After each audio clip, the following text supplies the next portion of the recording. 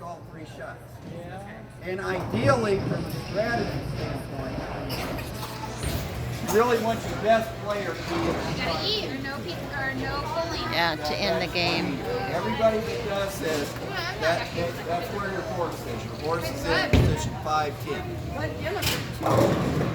So, what I tried to show you here is for competition, a way to keep this in a structure so that everybody can help each other and they know what the chances are when it gets to the, I know like in high school sectionals and regionals and the whole way through, they'll bowl, when they get to that point, they'll only bowl 2 regular games as a team. And then after the team, then they'll bowl 10 Baker games.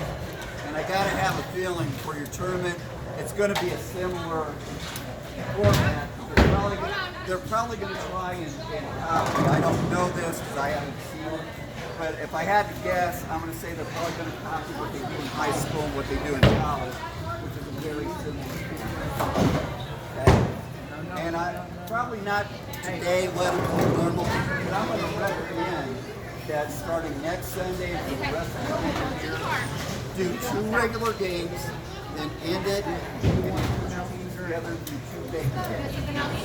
So that you don't, you know, it'd be great to say, okay, let's do it this way one time. But what? It's something just to push you practice. Doesn't change what I'm on the chart.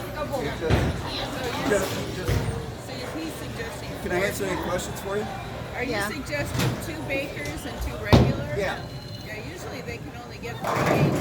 No, the baker ones will go fast. Oh, The baker ones go faster.